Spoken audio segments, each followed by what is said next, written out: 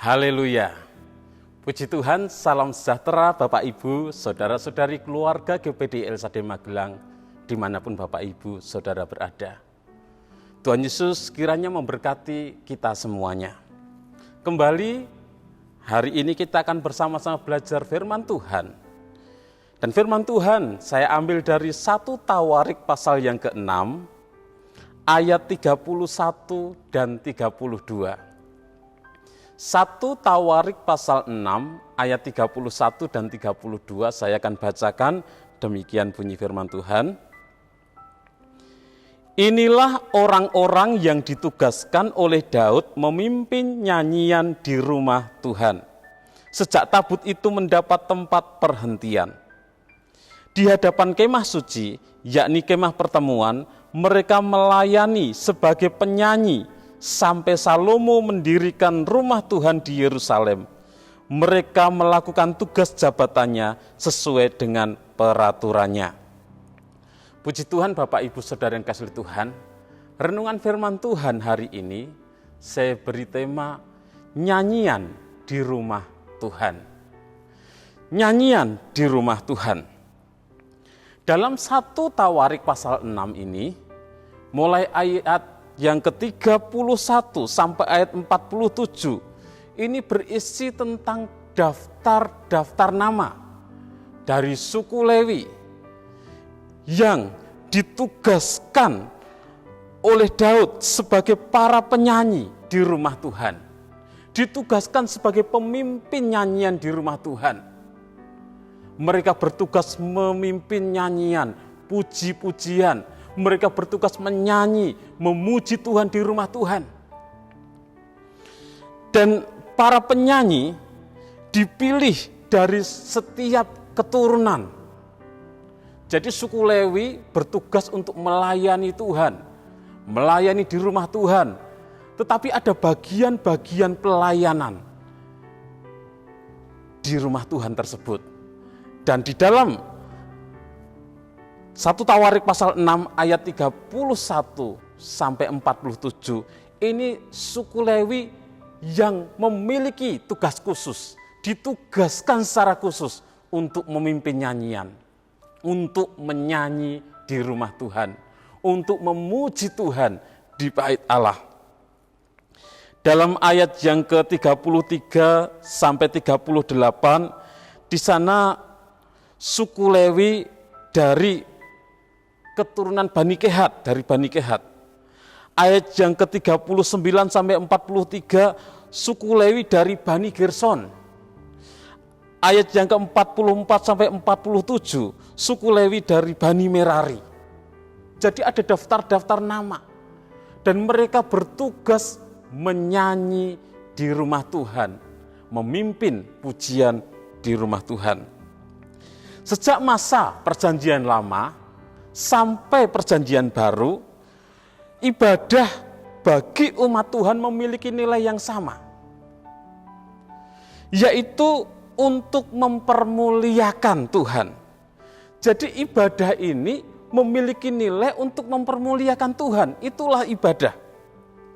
Tidak ada ibadah yang dilakukan untuk mencari kemuliaan diri manusia. Demikian juga semua unsur-unsur yang ada di dalam ibadah, semua unsur-unsur yang digunakan di dalam ibadah, semua untuk mempermuliakan nama Tuhan.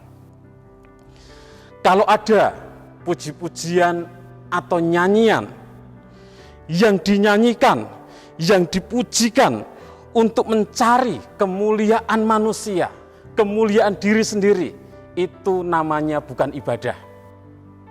Karena ibadah adalah memuliakan Tuhan. Kalau mencari kemuliaan diri sendiri, mencari kemuliaan manusia, itu namanya konser musik atau festival musik. Di dalam ibadah, nyanyian dan puji-pujian memiliki tempat yang khusus. Bukan hanya sekedar sebagai pelengkap di dalam ibadah, tetapi memiliki tempat, porsi yang khusus di dalam setiap ibadah. Sampai masa sekarang, dalam ibadah-ibadah ada porsi pujian, ada porsi pemberitaan firman Tuhan. Jadi pujian, nyanyian memiliki tempat yang khusus di dalam ibadah. Karena nyanyian dan puji-pujian merupakan sarana untuk kita mempermuliakan nama Tuhan. Melalui nyanyian, itu merupakan sarana untuk kita mempermuliakan Tuhan. Di dalam firman Tuhan dikatakan, mazmurkanlah kemuliaan namanya. Muliakanlah dia dengan puji-pujian, dan itulah yang menyenangkan hati Tuhan. Kenapa? Karena Tuhan bertahta di atas puji-pujian. Tuhan bertahta di atas pujian umatnya.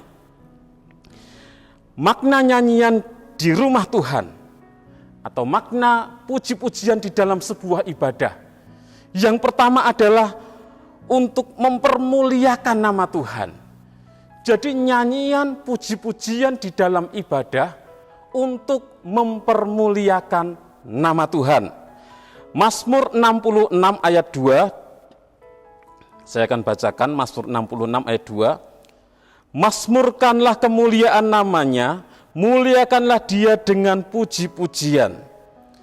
Jadi nyanyian, pujian merupakan sarana bagi umat-umat Tuhan untuk mempermuliakan nama Tuhan. Itulah makna penting di dalam nyanyian, di dalam pujian, di dalam sebuah ibadah. Karena memiliki arti, memiliki makna, yaitu untuk mempermuliakan nama Tuhan. Dan karena begitu pentingnya arti dari pujian, sehingga Raja Daud mempersiapkan para penyanyi terpilih dari kaum Lewi. Kita sudah membaca dalam 1 Tawarik pasal 6 ayat 31.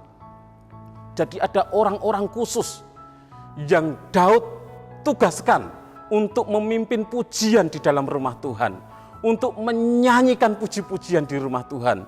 Jadi orang-orang khusus, orang-orang pilihan yang ditugaskan oleh Daud karena memiliki makna yang penting. Jadi setiap nyanyian, pujian di dalam ibadah yang tidak untuk memuliakan nama Tuhan, itu adalah sia-sia. Jadi dalam ibadah ketika nyanyian, pujian dinyanyikan bukan untuk mempermuliakan nama Tuhan, itu hal yang sia-sia karena Tuhan tidak berkenan.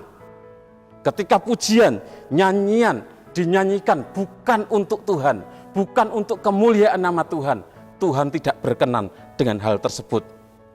Jadi jangan ada di dalam ibadah yang menyanyi, yang memuji Tuhan untuk mencari kemuliaan diri sendiri. Jangan ada di dalam ibadah yang menyanyi, yang memuji Tuhan untuk mencari nama diri sendiri. Karena itu tidak berkenan di hadapan Tuhan. Itu sia-sia di hadapan Tuhan. Yang kedua, makna dari nyanyian di rumah Tuhan atau puji-pujian dalam sebuah ibadah, yaitu sebagai ungkapan syukur kepada Tuhan. Dalam Mazmur 103 ayat 2, Mazmur 103 ayat 2, saya akan bacakan. Pujilah Tuhan hai jiwaku, dan janganlah lupa segala kebaikannya.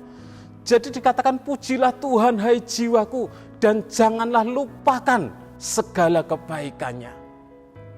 Jadi pujian, nyanyian di dalam sebuah ibadah, nyanyian di dalam rumah Tuhan merupakan wujud dari ungkapan syukur atas kebaikan Tuhan. Pujilah Tuhan hai jiwaku. Jangan lupakan kebaikan Tuhan. Naikkanlah syukur kepada Tuhan. Bersyukurlah kepada Tuhan. Berterima kasihlah kepada Tuhan atas segala kasih dan kebaikannya. Ibadah kita juga merupakan wujud dari ungkapan syukur kita kepada Tuhan yang sudah menyatakan kasih-Nya, kebaikannya, memelihara kehidupan kita sehingga kita boleh ada. Disinilah nyanyian dan puji-pujian kita memiliki makna karena semua untuk menyatakan rasa syukur kita kepada Tuhan. Karena Tuhan sungguh baik, Tuhan sangat baik bagi kita, sehingga kita bersyukur kepada Tuhan melalui nyanyian, melalui pujian. Sehingga ketika kita beribadah, kita menyanyi, kita memuji Tuhan di rumah Tuhan, itu sebagai wujud dari ungkapan syukur kita kepada Tuhan. Rasa syukur itu harus benar-benar tulus dari hati. Ketika kita menyanyikan pujian untuk Tuhan, itu harus tulus dari hati. Kita bersyukur karena kasih Tuhan, kebaikan Tuhan, kemurahan Tuhan bagi kita. Bagaimana dengan ibadah kita, Bapak Ibu Saudara yang kasih Tuhan? Apakah ketika kita menyanyikan pujian di dalam ibadah, apakah ketika kita memuji Tuhan, kita lakukan dengan segenap hati untuk mempermuliakan nama Tuhan? Atau hanya sebagai kebiasaan rutinitas? Apakah ketika kita menyanyi, memuji Tuhan, kita lakukan dengan segenap hati sebagai ungkapan syukur kepada Tuhan? Atau hanya kita menyanyi biasa saja? Mari Bapak Ibu Saudara yang kasih oleh Tuhan, biarlah ketika kita beribadah, ketika kita memuji Tuhan, ketika kita menyanyikan nyanyian untuk Tuhan, kita menyanyi dengan segenap hati kita untuk mempermuliakan nama Tuhan, bukan mencari kemuliaan diri sendiri. Ketika kita menyanyi memuji Tuhan, kita nyanyikan dengan segenap hati kita, dengan tulus untuk Tuhan, sebagai ungkapan syukur kita kepada Tuhan karena kebaikannya, karena kasih-Nya yang sudah Tuhan nyatakan, Tuhan limpahkan di dalam kehidupan kita. Tuhan Yesus memberkati Bapak Ibu Saudara semuanya. Mari kita bersama-sama berdoa.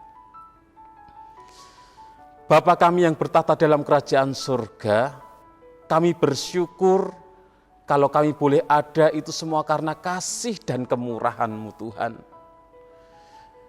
Pakai setiap kehidupan kami untuk selalu mempermuliakan Engkau Tuhan.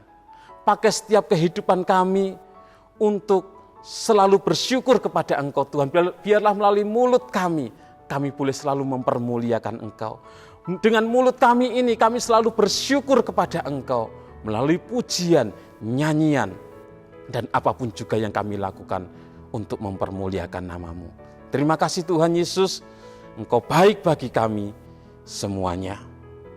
Ya Tuhan, tolonglah kiranya keluarga GPDI LSAD Magelang tetap teguh berpegang pada pengakuan tentang pengharapan, sebab Engkau yang menjanjikannya setia.